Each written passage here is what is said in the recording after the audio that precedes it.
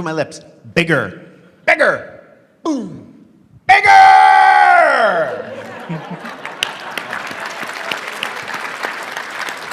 I actually have a question. Yes. And I just thought about, this is not a plant or a thing. How did it come about to have Dad on the show, to do Urgo? And I was having breakfast with people today, and they said that was one of their favorite episodes.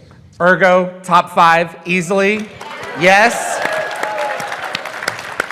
So one of the staff writers, whose name escapes me at the moment, the one who was credited by the written by on that, he, I think, pitched a story whereby the amalgamation of their inner child, their id, their AI id, was coming together. Tor Alexander Valencia. Tor. It was. I think it started with Tor's pitch, and Brad recognized that would have to be a very special character. The AI. Is that something you need to deal with? Keep going. And so I remember Tor had this really interesting sort of shit-eating grin on his face, and he and Brad kind of came up to him and went, we have this idea, we want to know what you think. So there's this fun episode, and we were thinking that maybe your dad could play the title role. And I was like, my dad does comedy. Like, this isn't, his brand of comedy is not conducive to this show. Are you sure? And they go, well, we think when you hear the idea, and after I heard the idea, I was like, oh, my dad's gonna kill this. This is gonna be awesome. Yeah. So I remember being on speakerphone, and Brad was on the speakerphone, and Dad was in Vermont. And we owned a house in Vermont, and my dad was in the back, and we were making small talk, and he said, I'm just looking out at the, I said, hey Dad, it's your son Peter. Yeah, I remember you, what do you want? Yeah. So I'm here with Brad Wright, he's my boss from Stargate, and they were thinking, well, I'll let him talk. And my dad said, well, I'm just looking out at the view, so go ahead, I'm not doing anything, just ask me what you're gonna ask me. And I was like, okay, and so Brad started in, and then my dad went, oh my God, it's bigger than a bread box. It's got a tail. And I was like, oh, he's looking at the woods. There's wild creatures out in the forest. That's what that is. He doesn't segue. He doesn't transition at all. And Brad goes, I know, I get it. And after Brad was done finishing telling, my dad was going to say yes no matter what he was going to say. It was like an excuse to come up to Vancouver, and it was a job, and he didn't have to audition, and.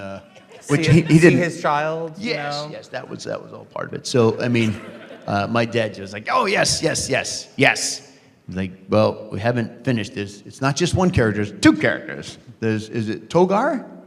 Togar. Yeah. So he had to play 2. Togar. Yeah. So he was super in that, and then the whole rest of it was just making sure he was comfortable, right? Because we gave him a really substantial chair. You know the one in the kitchen? Mm-hmm. That chair was from Stargate. Oh, right. Yeah. So that chair, his onset chair, was a substantial chair, and he could sit right there, right next to where he needed to be. Right. He had a hard time getting around and walking, and his hips were not great.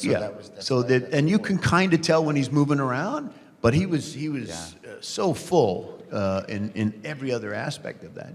And so getting him there and making sure he was comfortable so he could be the funniest guy possible, that was all the trick of that. And then he liked this chair so much that the Stargate production wrapped it up and sent it to him, and he sat on that chair for, I don't know, the rest of his life in the kitchen. That was his main chair, that he would hang out in. And directing him. Well, directing was awesome because I knew what he could do, and I knew that we shouldn't limit him to so I always kept him alive in the 2-shot, and then I'd shoot him, and then keep that alive in the 2-shot, and then I'd shoot the other person, but the 2-shot would keep him going, right? So I'd get a couple extra takes out, right? Yeah, and then he would just make stuff up, and the other actors would just try not to laugh as best they could.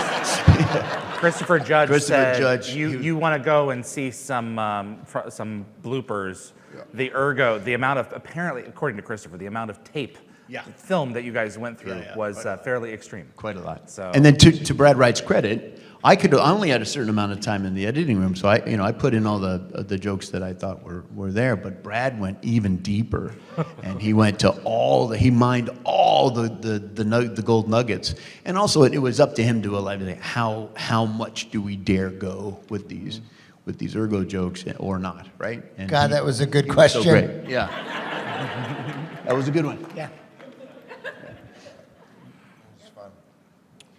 You got another one? Paddle, paddle, paddle. Where's the Paddle, paddle. Who's got the paddle? I see a There you go. paddle over There there. it is. I see. Yeah. Hi. So one of my favorite episodes was Upgrades, and the bar scene with where Sam's doing the pool shot and stuff. I don't remember where I learned this, so I'm wondering if you guys could elaborate more on it. But like the bed on the table and the people in the background, it was really, I remember learning it wasn't really so much acting as it was an actual bet and everything. And I was just wondering if you guys could elaborate more on that. O'Malley's at the restaurant. Oh, the pool shot. Yeah. I didn't direct that one. That was so the Upgrades is the one where they're all moving around like the Flash, like super fast. I wish I knew the answer to that. I'm so sorry. I didn't direct that episode, and I was probably prepping the next one, and so I'm out of the loop. I apologize for not having the answer to that. How they did the pool shot. I don't know the story as well. Shame on me. Who else? There you go. There we go, Battle, number 2. There's battle 2. Yeah. Hi. I was just wondering how you actually got involved with Stargate. Take us back to the beginning. How'd you get into it? Oh, how did you get involved? That's very. So there are 2 producers. Jonathan Glasner and John Smith, John Smith, which totally sounds like a fake name, right? Like he's in the Witness Protection Agency or something, right? Both of those fellas were on a show called 21 Jump Street, and 21 Jump Street is how I got my start as a director. Mm-hmm. And so I was periodically coming up here to try to audition for local stuff, and John Smith was there. Doing a show called TWO, which was Eastman. Was a evil twin and a good twin. It was in the old days, and I have no idea what it is, but yeah. I was auditioning for that show, and after the audition was done, John said, "Hey, if you lived up here and you had your Canadian resident status, you could qualify for Canadian content, and I could hire you as a director because I know you're a good director because you directed 21 Jump Street, which I used to work on." I was like, "I'll take you up on that." So took me a while, but I got my landed immigrant status as a Canadian, and I called him and I said, "Hey, John," I went through a fair amount of trouble to get my status, and as I said, it took 2 years, and I called him up and I was super excited, and I said, "John, I got my status. I'm up here and I'm in Vancouver.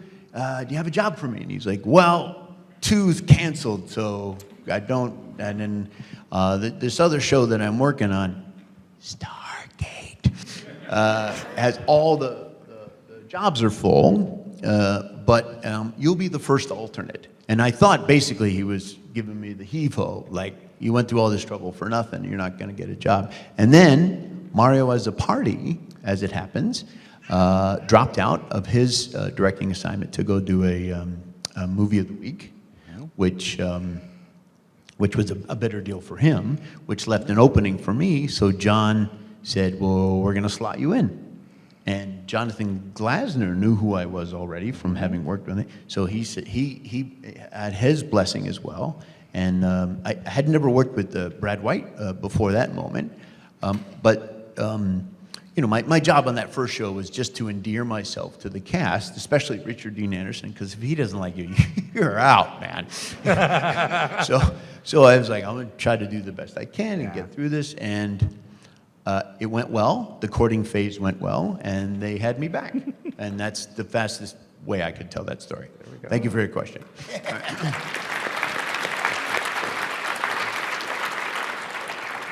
Thanks for watching this clip from Dial the Gate. If you enjoyed the video, give us a thumbs up. It's our goal to share a new Stargate story every day while we're on break. Please feel free to subscribe to future episodes here on YouTube. And if you have Stargate friends who might like this clip, let them know about us. Be sure to visit dialthegate.com to view the complete archive, as well as transcripts from past interviews. I'll see you on the other side.